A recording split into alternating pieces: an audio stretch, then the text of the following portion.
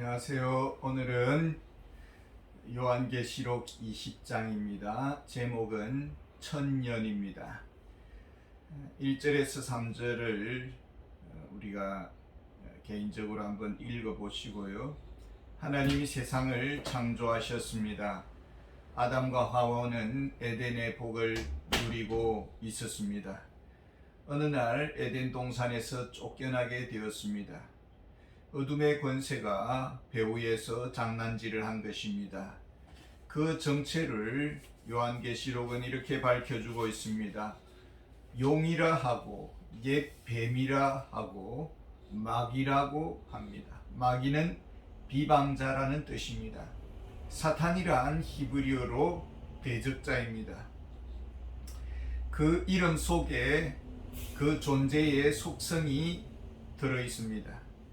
인류 역사는 그렇게 시작되었습니다. 세상은 영적 실명 상태에 들어갔습니다.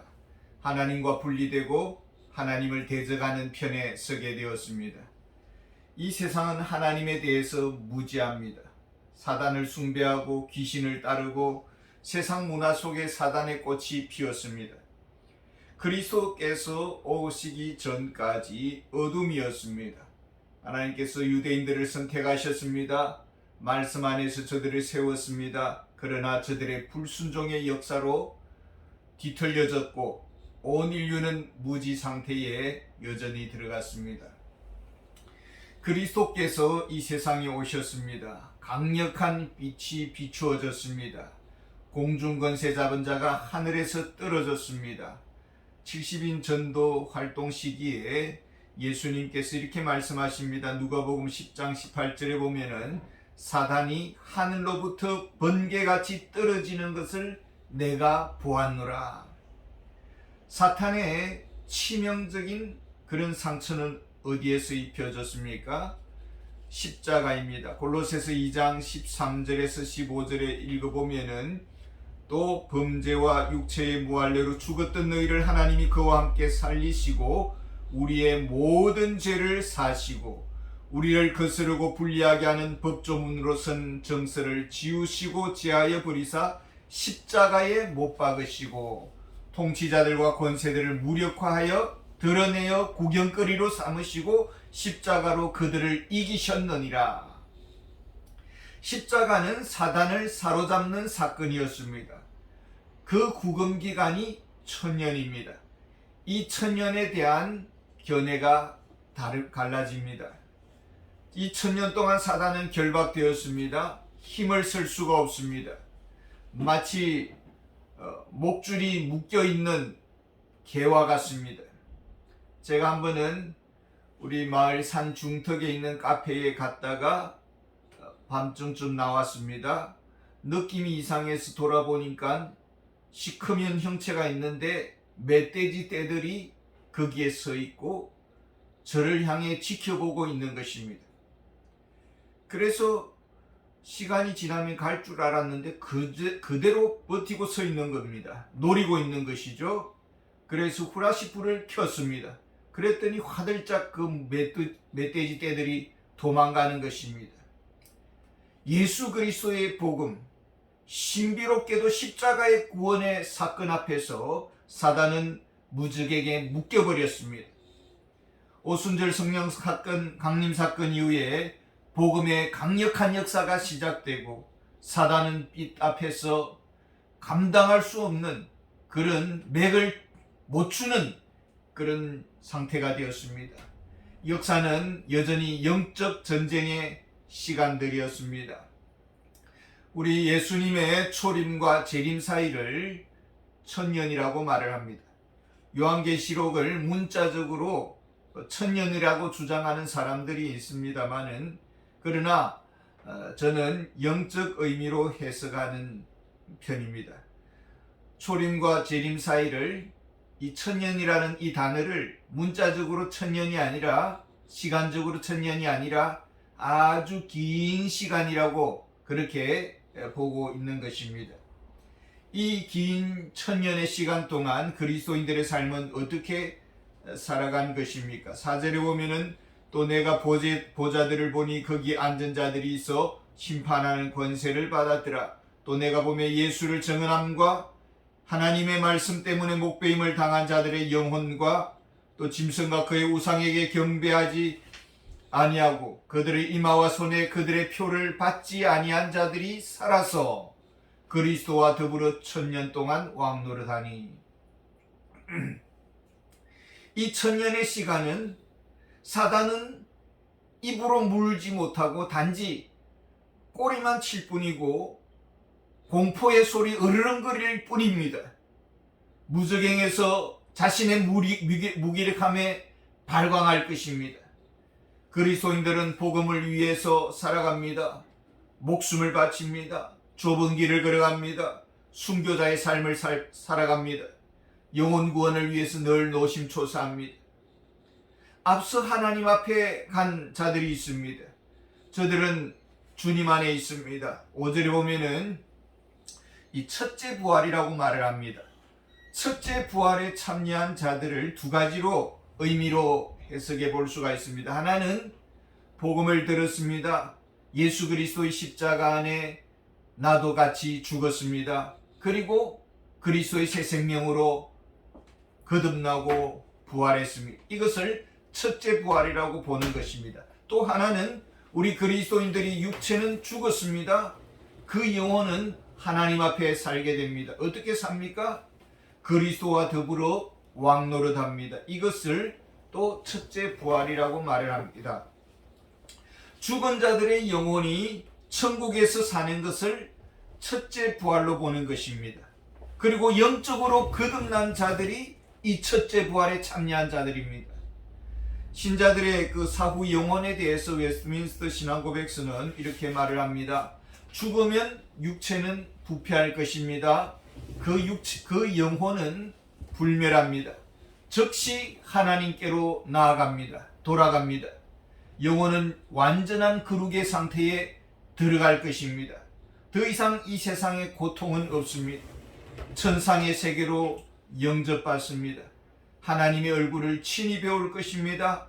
그리고 부활의 몸의 구속을 기다리고 있을 것입니다. 우리가 6절에서 이렇게 정리를 하고 있습니다. 이 첫째 부활에 참여하는 자들은 복이 있고 거룩하도다. 둘째 사망이 그들을 다스리는 권세가 없고 도리어 그들이 하나님과 그리스도의 제사장이 되어 1000년 동안 그리스도와 더불어 왕노릇하리라. 사후에 하나님께로 들어간 자들이 있습니다. 나아간 자들이 있습니다. 죽음의 권세는 떠났습니다. 그러니까 죽음은 천국 문일 뿐입니다. 1000년에 두 종류의 삶이 있습니다. 하나는 복음을 위해서 헌신하는 자의 삶입니다. 이들이 이제 죽으면은 천국에 갑니다.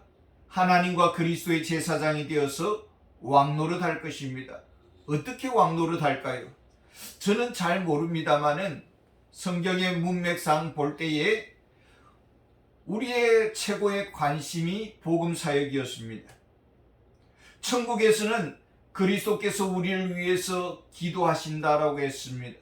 그러니까 우리도 그리스도의 제사장이 되어 그리스도의 중보 사역에 동참하게 될 것이고 우리가 하나님 앞에 예배하는 자로 경배드릴 것이고 또 지상의 주의 백성들을 위해서 교회를 위해서 응원할 것입니다. 이것이 첫째 부활에 참여한 자들의 모습입니다. 동시에 이 1000년은 지상에서 복음 전파의 시간입니다. 하나님의 영광을 위해서 살 것이고 성령 안에서 믿음으로 그 길을 갈 것입니다. 그리고 1000년의 끝이 올 것인데 교회는 여전히 영적 전쟁의 시기에 있습니다. 이 영적 전쟁의 양상이 어떻게 나타날까요? 7절에 보면은 1000년이 참에 사단이 그 옥에서 놓여 나와서 땅에 사방 백성 곧 곡과 마곡을 미혹하고 무와 싸움을 붙이리니 그 수가 바다의 모래 같으리라. 반복되는 전쟁 그림이 그려지고 있습니다. 16장에 아마게돈 전쟁이 나오고 있고 19장에도 전쟁이 나타납니다. 이것은 시간순, 역사순이 아닙니다. 같은 사건들입니다. 우리가 동일하신 예수님이 있습니다. 여기에 대해서 마태, 마가, 누가가 각각 다른 관점에서 보여주었듯이 사탄은 세상을 미혹할 것입니다. 그리고 연합전선으로 세력화할 것이고 쪽수로 밀어붙일 것입니다. 노골적으로 교회를 대적할 것입니다. 9절에 보면 그들이 지면에 널리 퍼져 성도들의 진과 사랑하는 성을 두름에 하늘에서 불이 내려와 그들을 태워버리고, 사단은 전방위적으로 교회를 공격할 것입니다. 진리의 전쟁을 일으킬 것이고 이단들이 속출할 것입니다. 가짜가 진짜처럼 판을 칠 것입니다. 미혹하는 자들이 많이 일어날 것입니다. 쾌락주의, 세속주의, 황금만능주의가 교회를 잠식시킬 것입니다. 교회는 고립될 것이고 외면당할 것입니다. 그러나 늪에 빠져 막이 내려지지는 않습니다. 교회는 결코 무너지지 않습니다. 음부의 권세가 이기지 못할 것입니다. 도전의 바람은 사라질 것입니다. 교회는 결코 포기하지 않습니다. 끝까지 싸울 것입니다. 성령의 불이 내려와서 악을 삼켜 버릴 것이다 라고 말씀합니다. 사단의 운명은 어떻게 됩니까? 10절에 또 그들을 미혹하는 마귀가 불과 유황못에 던져지니 거기는 그 짐승과 거짓 선지자도 있어 세세토록 밤낮 괴로움을 받으리라. 어떤 학자는 사랑의 하나님이 어떻게 사람들을 지옥의 영원토록 고통을 받도록 할 수 있을까? 그럴 수는 없을 것이다, 그렇게 주장하는 분들이 있습니다. 우리는 성경의 진리를 믿습니다. 마태복음 9장 48절 49절에 보면은 거기에는 구더기도 죽지 않고 불도 꺼지지 아니하느니라 사람마다 불로서 소금 치듯 함을 받으리라. 그날이 오고 있습니다. 가시들이 아프게 했습니다. 마음과 생각과 삶을 괴롭혔습니다. 사탄은 날뛰었습니다. 비방했습니다. 정죄합니다. 괴롭힙니다. 그러나 역전될 것입니다. 사단은 영원한 고통을 받을 것입니다. 11절에 또 내가 크고 흰 보좌와 그 위에 앉으신 이를 보고 땅과 하늘이 그 앞에서 피하여 간데 없더라. 삶의 준거틀인 땅이 사라진다고 했습니다. 아름답던 세상이 더 이상 보이지 않습니다. 죄의 더러움이 불태워질 것입니다. 오직 하나님만이 과시될 것입니다.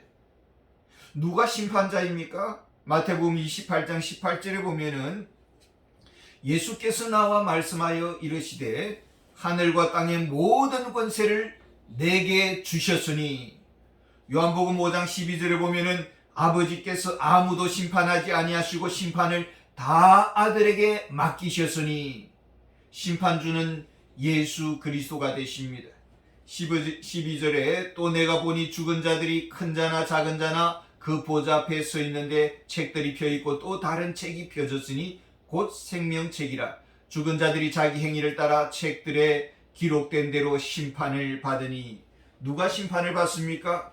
인류의 모든 사람입니다. 그 누구도 예외는 없습니다. 그리스도인도 심판대 앞에 서게 될 것입니다. 고린도후서 5장 10절에 보면 이는 우리가 다 반드시 그리스도의 심판대 앞에 나타나게 되어 각각 선악간에 그 몸으로 행한 것을 따라 받으려 함이라. 마태복음 12장 36절에 보면은 내가 너희에게 이르노니 사람이 무슨 무익한 말을 하든지 심판날에 이에 대하여 신문을 받으리니 했습니다. 우리의 말과 생각과 의도와 습관과 태도와 야망과 욕망과 성품과 공적 사역과 사적 관계와 어두운 일들, 은사 사용, 시간 사용, 인간관계 등들이 모두 심판의 대상이 될 것이다 라는 것입니다. 하나님 앞에서 계산할 날이 올 것입니다. 누가 심판을 통과할 수가 있겠습니까? 우리가 죄를 자백했습니다. 회개했습니다. 죄사함을 받았습니다. 그러니까 거룩한 삶의 길이라는 것은 회개뿐입니다. 우리의 삶의 목표는 오직 그리스도 중심이어야 합니다. 하나님의 영광만을 위한 삶이어야 하는 것입니다. 15절에 누구든지 생명책에 기록되지 못한 자는 불못에 던져지더라. 생명책에 기록된 이름이 누구일까요? 요한복음 5장 24절에 보면 내가 진실로 진실로 이르노니 내 말을 듣고 또 나 보내신 이를 믿는 자는 영생을 얻었고 심판에 이르지 아니하나니 사망에서 생명으로 옮겼느니라 했습니다. 요한복음 5장 29절에 보면은 선한 일을 행한 자는 생명의 부활로 악한 일을 행한 자는 심판의 부활로 나오리니 이렇게 말합니다. 무엇이 선한 일일까요? 요한복음 3장 13, 16절에 보면은 아들을 믿는 자에게는 영생이 있고 아들에게 순종하지 아니하는 자는 영생을 보지 못하고 도리어 하나님의 진노가 그 위에 머물러 있느니라 했습니다. 아들을 믿는 자, 아들에게 순종하는 자, 무슨 상관관계가 있습니까? 하나님의 아들을 믿습니다. 성령님께서 우리를 만들어 가실 것입니다. 다듬어 가실 것입니다. 깎아낼 것입니다. 부드럽게 하실 것입니다. 뽑아내실 것입니다. 하나님께서 순종한 사람으로 만드실 것입니다. 그래서 하나님을 기쁘시게 하는 자의 그 마음의 소원이 있어야 됩니다. 믿음으로 우리가 살아야 되고 사랑의 수고를 헌신해야 되고 믿음의 선한 삶을 싸울 것입니다. 방향은 하나님을 향해야 합니다. 하나님 앞에서 살아가야 합니다. 예수 안에서는 결코 정죄함이 없다고 했습니다. 우리는 상급의 대상이 될 것이고 거룩에로 걸어갈 것입니다. 죄를 떠나게 될 것입니다. 순종의 사람으로 변화될 것입니다. 천년은 그리스도인의 성화의 과정입니다. 거룩한 일상입니다. 성령 안에서 왕노릇합니다. 그리스도인의 품격이 그리스도적입니다. 왕적인 품격, 섬기는 왕의 태도, 돌보는 왕의 섬김, 사랑의 말씨, 사람을 세우는 왕의 리더십, 하나님과 동행하는 일상의 영적 천년이 천년 왕국인 것입니다. 감사합니다.